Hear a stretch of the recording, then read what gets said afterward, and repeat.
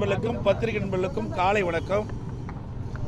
இன்றைய தினம் மாண்புமிகு மேதகு ஆளுநர் அவர்களை நாங்கள் சந்தித்து 2021ஆம் ஆண்டு முதல் திராவிட முன்னேற்ற கழக ஆட்சியில் நடைபெற்ற ஊழல்கள் குறித்து பட்டியலை வழங்கியிருக்கின்றோம். இன்றைய தினம் கடந்த 4 ஆண்டு காலமாக திராவிட முன்னேற்ற கழக அரசின் ஊழல் நிறைந்த ஆட்சியில் பல்வேறு துறைகளில் அடிக்கப்பட்ட ஊழலினுடைய விவரங்களை மாண்புமிகு ஆளுநரிடம் வழங்கி திமுக அரசு செய்த ஊழல்கள் அனைத்திற்கும் முழுமையான போதிய ஆதாரம் உள்ளதால் முழுமையான விசாரணையை மேற்கொள்ள வேண்டும் என்று வலியுறுத்தியுள்ளோம்.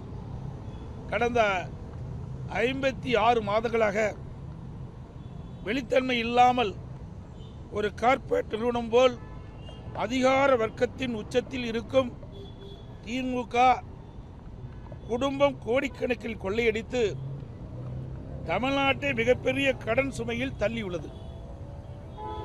இதை பொறுப்புள்ள எதிர்க்கட்சியாக சுட்டிக்காட்டுகிறோம். திமுக கடந்த 56 மாத கால வருடத்திற்கு 1 லட்சம் கடன் வாங்கி தமிழ்நாட்டை மிக கேவலமான வகையில் நிர்வாகம் செய்து ஏற்கனவே இருந்த கடனை விட கூடுதலாக சுமார் 4 லட்சம் கோடி கடனை அதிகரித்துள்ள நிர்வாக திறனற்ற திமுக அரசின் சாதனை. ஆட்சிக்கு வந்த ஒரு வருடத்திலேயே விடியா திமுக அரசு கொள்ளையடித்த எல்லா ஆடியோவிலும் வந்த செய்தி 30,000 கோடி ரூபாயை திரு சபரீசன் அவர்களும் திரு உதயநிதி அவர்களும் என்ன செய்வதென்று தெரியாமல் தவித்து வருவதாக அப்போதைய நிதியமைச்சர் திரு பழனிவேல் தியாகராஜன் அவர்கள் தெரிவித்தது அனைவரும் அறிவீர்கள். ஒரு ஆண்டுக்கே இவ்வளவு என்றால் இந்த 4.5 ஆண்டுகளில் எவ்வளவு கொள்ளையடித்திருப்பார்கள் என்று கணக்கிட்டு பாருங்கள். ஊழல் செய்வதை தவிர இவர்கள் தமிழக மக்களுக்கு எந்த நன்மையும் செய்யவில்லை. விஞ்ஞான முறையில் ஊழல் செய்யக்கூடிய கட்சி திராவிட முன்னேற்ற கழக கட்சி. அந்த வகையில் அரசின் பல்வேறு துறைகளில் மிக அதிக அளவில் ஊழல் செய்து தமிழக மக்களை அதிர்ச்சிக்குள்ளாகி இருக்கிறது என்பதை இந்த நேரத்தில் மேதகு ஆளுநர் அவர்களுக்கு சுட்டிக்காட்டுகின்றோம். அதை துறை வாரியாக எவ்வளவு ஊழல் நடைபெற்றது என்ற விவரத்தையும் நாங்கள் சுட்டிக்காட்டுகின்றோம். அதனுடைய விவரம் நகராட்சி நிர்வாகம் மற்றும் குடிநீர் வழங்கல் துறையில் 64,000 கோடி, ஊரக வளர்ச்சி மற்றும் பஞ்சாயத்து ராஜ் துறையில் 60,000 கோடி, சுரங்கம் மற்றும் கனிம வளத்துறையில் 60,000 கோடி, எரிசக்தி துறையில் 55,000 கோடி, கலால் வரி டாஸ்மாக் 50,000 கோடி, பத்திரப்பதிவுத்துறை 20,000 கோடி, நெடுஞ்சாலை துறையில் 20,000 கோடி, நீர் ஆதாரத்துறையில் 17,000 கோடி, சென்னை மாநகராட்சியில் 10,000 கோடி, தொழில்துறையில் 8,000 கோடி, பள்ளி கல்வித்துறையில் ஆதாரத்தோடு இடம்பெற்றுகின்றது. இதை மாண்புமிகு மேதகு ஆளுநர் இந்த 4.5 ஆண்டு காலத்தில் பல்வேறு துறைகளில் நடைபெற்ற 4 லட்சம் கோடியை இதை ஒரு விசாரணை கமிஷன் அமைத்து விசாரிக்க வேண்டும். இந்த விசாரணை கமிஷனுக்கு உச்சநீதிமன்ற ஓய்வு பெற்ற நீதிபதியை நியமிக்க வேண்டும் என்று கோரிக்கை வைத்திருக்கின்றோம். சார், இதுக்கு ஆதாரம் தான் இருக்குது. இல்லை என்ன அடிப்படைன்னா ஆதாரத்தோடு கொடுத்துருக்கோம். அதுக்கு தான் இந்த பட்டியலில் அடங்குகின்ற விவரங்களை எல்லாம் விசாரணை கமிஷன் ஒன்று அமைக்கப்பட்டு இந்த விசாரணை கமிஷனுக்கு ஓய்வு பெற்ற உச்ச நீதிமன்ற நீதிபதியை நியமிக்க வேண்டும் என்று நாங்கள் வலியுறுத்தி இருக்கின்றோம். ஆளுநர்கிட்ட அமைச்சர்கள் மீது ஊழல் பட்டியல் கொடுத்திருக்கீங்க. உங்களுடைய ஆட்சியிலையும் முன்னாள் அப்போது இருந்த அமைச்சர்கள் மீது திமுகவினர் புகார் பட்டியல் கொடுத்திருக்காங்க. விசாரணையையும் இதை டைவர்ட் பண்ணாதீங்க, இதை மட்டும் பேசுங்க. அதெல்லாம் ஏற்கனவே பல முறை கேட்டு இதையெல்லாம் ஏற்கனவே நீங்க கேட்டவரெல்லாம் ஏற்கனவே கேட்டு அதுக்கு பதில் அளித்து விட்டது. இப்போ இதற்கு என்னன்னு அதை கேளுங்க, அதை கேட்க மாட்டேங்கிறீங்க. அதை விட்டுட்டு இதை டைவர்ட் பண்ணி நீங்க வேற விதமா கேட்கறது அவ்வளவு பொருத்தமா இருக்காது. நாங்கள் ஏற்கனவே நீங்க கேட்ட கேள்விக்கெல்லாம் பதில் அளித்து விட்டோம். எம்ஏ கூட வழக்கு போட்டாங்க. உயர்நீதிமன்றத்தில் நான் வழக்கு நடத்துறேன்னு சொன்னேன். வழக்கு போட்டவங்க RS பாரதி திரும்ப பெறன்னு சொன்னாங்க. நிரபராதின்னு நிரூபித்து தாங்க நிற்கிறோம். ஆனால் திராவிட முன்னேற்ற கழகம் ஆட்சி வந்ததிலிருந்து பல்வேறு துறைகளில் நடைபெற்றிருக்குது. இதை இங்கே கூட சொல்லுங்களேன். இன்னைக்கு ED 2 முறை ஒரு துறையில் பல்வேறு ஊழல் நடைபெற்றது என்று சுட்டிக்காட்டி அரசுக்கு அறிக்கை அனுப்பப்பட்டிருக்குது. அந்த அறிக்கை அடிப்படையில் ஆதாரத்தோடு கொடுத்துருக்குறாங்க. இன்னும் FIR போடல இந்த அரசாங்கம். அதை என்னன்னு கேளுங்க, அதை கேட்க மாட்டேங்கிறீங்களே. அதே போல கிட்னி முறைகேடு இந்த அரசாங்கமே கண்டுபிடிச்சு அதுக்கு ஒரு குழு போட்டு குழு போய் ஆய்வு செய்து முறைகேடு நடந்தது உண்மை என்று அரசுக்கு அறிக்கை தாக்கல் செய்யப்பட்ட பிறகு இதுவரைக்கும் என்ன நடவடிக்கை எடுத்திருக்குது? அது யாருடைய மருத்துவமனை? திமுக சட்டமன்ற உறுப்பினருடைய மருத்துவமனை. அதனால நடவடிக்கை எடுக்கல. இதையெல்லாம் கேள்வி கேளுங்க, இதற்கு விவாதம் வைங்க. ஒரு தயவு செய்து ஊடக நண்பர்கள், பத்திரிகை நண்பர்கள், ஒரு டிவியாவது ஒரு தொலைக்காட்சியாவது இந்த கிட்னி முறைகேடு நடந்தது விவாதம் மேடை வச்சிக்கலாம். எங்க தும்புனா அதிமுக தும்புனா விவாதம் மேடை வைக்கிறீங்க, இரும்புனா விவாதம் மேடை வைக்கிறீங்க. இவ்வளவு பெரிய நிகழ்வு தமிழகத்தில் நடைபெற்றிருக்குது. ஒரு கொடுமையான நிகழ்வு. வறுமையை பயன்படுத்தி பணத்தாசை காட்டி அந்த ஏழைகள் இருந்து இந்த கிட்னி முறைகேடு இருக்குது, கிட்னி திருடி இருக்காங்களே, இதுக்கு என்ன நடவடிக்கை இந்த அரசு எடுத்தது? இன்றைக்கு மகாராஷ்டிரா அரசாங்கம் நடவடிக்கை எடுத்திருக்குது. அப்படி தமிழ்நாடு அரசு என்ன நடவடிக்கை எடுத்திருக்கு? இந்த முதலமைச்சர் என்ன நடவடிக்கை எடுத்திருக்கிறார்? லேப்டாப்பை நாங்கள் தொடர்ந்து வலியுறுத்திட்டு வரோம். இந்த ஆட்சி பொறுப்பேற்ற பிறகு நம்முடைய விஞ்ஞான கல்வி, நம்முடைய மாணவர்கள் திறமையான மாணவராக உலகத்தரத்திற்கு ஏற்ற கல்வி விஞ்ஞான முறையில் கொடுக்க வேண்டுவதற்காகத்தான் மாண்புமிகு புரட்சித் தலைவி அம்மாவர்கள் சிந்தனையில் ஒதுக்கப்பட்ட இந்த மடிக்கணி திட்டத்தை நடைமுறைப்படுத்தணும்னு சொன்னோம்.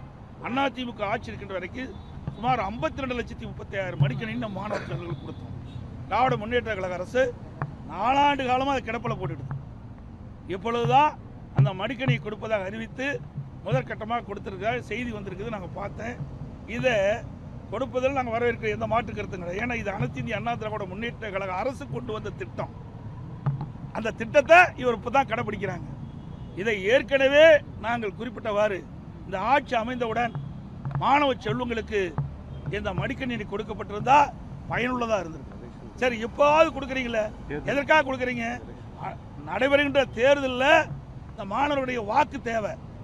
அதற்கு தான் இந்த லேப்டாப் கொடுக்குறாங்க ஒழிய மாணவன் நலனுக்காக கொடுக்கல, மாணவனுக்கு நன்மை கிடைப்பதற்காக கொடுக்கல. அப்படி கொடுக்குவதாக இருந்தால் இந்த அரசு 2025ஆம் ஆண்டு கல்லூரி திறப்பதற்கு முன்பு கல்லூரி திறந்த பிறகு கொடுத்திருந்தா கூட பரவாயில்ல. அப்பவும் கொடுக்கல. அப்போ கல்லூரி சேர்ந்த மாணவர்கள் கடனை உடனே வாங்கி லேப்டாப்பை வாங்கி படிச்சுட்டு இருக்கிறாங்க. அதாவது இன்றைக்கு 3 ஆண்டு நிறைவுப்பட போகுது. இன்னும் 2 மாதத்தில் 3 ஆண்டு நிறைவு பெற்று மாணவர்கள் வெளியேற போகிறாங்க. அப்போ இந்த லேப்டாப் கொடுக்குறீங்க, அதனால் என்ன பயன்? அதனால் என்ன பயன்?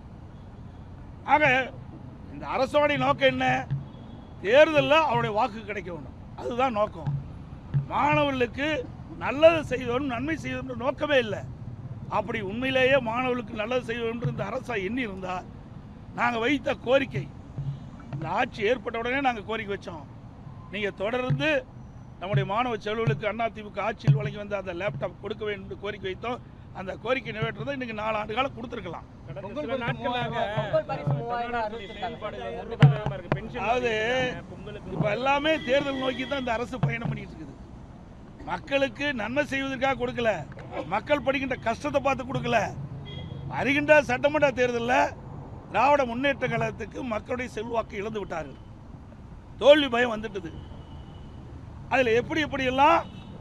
இந்த மக்களை ஏமாற்றி விஞ்ஞான முறையில் அவருடைய வாக்குகளை பெறுவதற்கு தான் தந்திரமாக இந்த ஸ்டாலின் அவர்கள் இந்த அறிவிப்பை வெளியிட்டிருக்காங்க. அதன் அடிப்படையில் தான் குடும்ப அட்டைக்கு இன்றைய தினம் 3000 ரூபாய் அறிவிச்சிருக்கிறாங்க. ஏற்கனவே திரு ஸ்டாலின் அவர்கள் எதிர்க்கட்சியில் இருக்கின்ற பொழுது, நான் முதலமைச்சர் இருந்த காலத்தில் அதிமுக ஆட்சி நடைபெற்ற பொழுது குடும்ப அட்டைக்கு ஏன் 2500 ரூபாய் கொடுக்குறீங்க, 5000 ரூபாய் கொடுக்கணும்னு இதே முதலமைச்சர் அன்றைய தினம் கோரிக்கை வச்சார். அந்த அடிப்படையில் தான் நான் 15 நாளுக்கு முன்பாகவே எங்களுடைய எழுச்சி பயணத்தின் போது கூட்டத்தில் தெரிவித்தேன், திரு ஸ்டாலின் அவர்களே நீங்கள் 5000 ரூபாய் குடும்ப அட்டை கொடுப்புன்னு கோரிக்கை வச்சீங்க. அதன் அடிப்படையில் இந்த 3 ஆண்டு காலமாக பொங்கல் தொகுப்பு தான் வழங்கப்பட்டது, பொங்கல் பரிசு கொடுக்கல. அதன் அடிப்படையில் இது உங்களுக்கு இறுதி ஆண்டு, இனிமேல் திமுக ஆட்சிக்கு வருவது என்பது இயலாத காரியம். கடைசியிலாவது மக்கள் மகிழ்ச்சியோடு இருக்கின்ற அடிப்படையில் எல்லா குடும்ப அட்டைக்கும் 5000 ரூபாய் வழங்க வேண்டும்.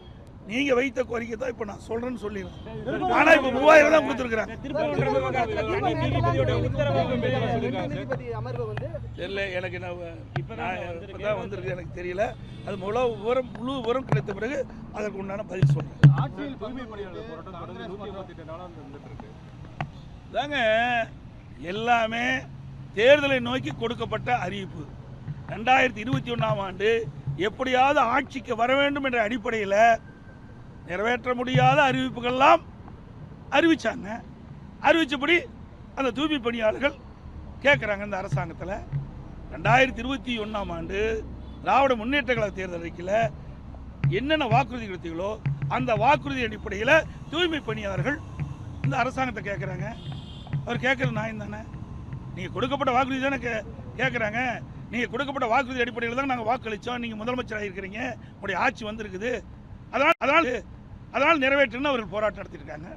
ஆனால் இந்த அரசாங்கம் கொடுக்கப்பட்ட வாக்குறுதியை எப்பொழுதுமே நிறைவேற்றிய சரித்திரம் கிடையாது திமுக அரசாங்கத்தை பொறுத்த வரைக்கும். அதுபோல் 525 அறிவிப்புகள் 2021ஆம் ஆண்டு அறிவித்தாங்க. அதில் 4இல் 1 பங்கு கூட நிறைவேற்றலை. இதுதான் உண்மை, யதார்த்தம். இது மட்டும் இல்லை, இன்றைக்கி தமிழகத்தில் பல போராட்டம் நடந்துருக்கு. விவசாயிகள் போராட்டம், பஸ் தொழிலாளர் போராட்டம், செவிலியர் போராட்டம், இடைநிலை ஆசிரியர்கள் போராட்டம், தூய்மை பணியாளர் போராட்டம், இப்படி எல்லா தரப்புமே இன்றைக்கி போராட்டத்துக்கு வந்துட்டாங்க. வீதியில் வந்து போராடிட்டு இருக்கிறாங்க. இன்றைக்கு தமிழகம் ஒரு போராட்ட களமாக மாறிவிட்டது. இந்த ஆட்சி விரைவில் அகற்றப்படும் என்று இதிலிருந்து தெரிகிறது. நடைபெறுகின்ற சட்டமன்ற பொதுத் தேர்தலில் அனைத்து இந்திய அண்ணா திராவிட முன்னேற்ற கழக தலைமையில் அமைக்கப்பட்ட கூட்டணி அதிக இடங்களில் வென்று அனைத்து இந்திய அண்ணா திராவிட முன்னேற்ற கழகம் தனி பெரும்பான்மையோட ஆட்சி அமைக்கும். இவ்வளவு பெரிய ஊழல் எந்த மாநிலத்தில் நடக்கல, தமிழ்நாட்டில் தான் நடந்திருக்குது. அதுக்கெல்லாம் மக்கள் உரிய தீர்ப்பை வருகின்ற சட்டமன்ற தேர்தலில் அளிப்பார்கள் என்று சொல்லி அனைத்து ஊடகங்களுக்கும் நன்றி.